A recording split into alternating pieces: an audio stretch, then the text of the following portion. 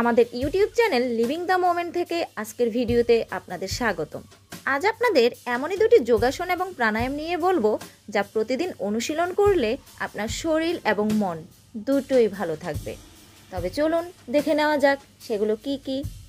কথায় বলে সুস্থ দেহ সুন্দর মন, আর এই শরীর ও মনের নিয়ন্ত্রণ বজায় রাখতে যোগা বা যোগাসনের কোনো বিকল্প নেই। যোগাসন দিয়ে নানা অসুখ তো বটেই, মানসিক সমস্যাও দূর করা সম্ভব। সুতরাং আজ থেকেই শুরু করুন আর আবিষ্কার করুন নিজের শরীর ও মনের সুস্থতার নতুন মন্ত্র।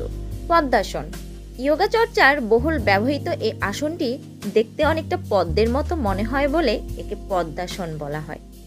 সবজির মধ্যে আলু যেমন সকল কাজের কাজই সব কিছুতেই মানিয়ে যায়, তেমনি যোগব্যায়ামের যে কোনো আসনের সাথে জুড়ে যাবার প্রয়োগযোগ্যতা ও জনপ্রিয়তার সাথে সাথে এই রহস্যময় পদ্মাসন চর্চায় বহু বৈচিত্র্যও লক্ষ্য করা যায়।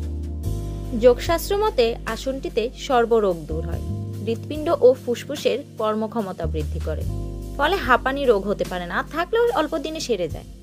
মেরুদণ্ড সোজা ও সরল রাখে, পায়ের পেশি ও স্নায়ুজাল সতেজ ও সক্রিয় রাখে, দেহে বাত আক্রমণ করতে পারে না।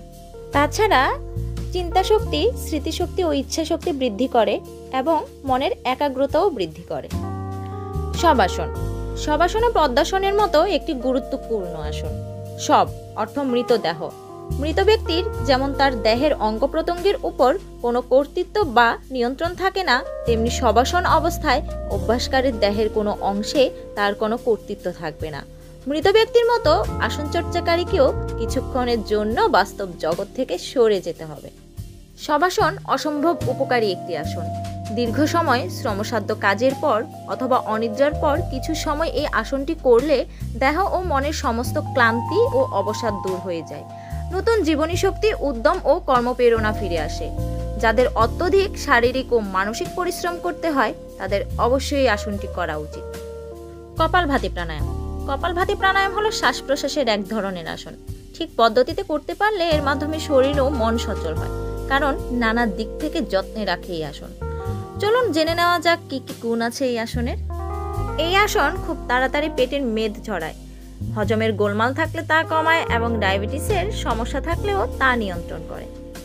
এই আসন স্নায়ুতন্ত্রের উপর প্রভাব ফেলে, আবার রক্ত চলাচলও স্বাভাবিক করে।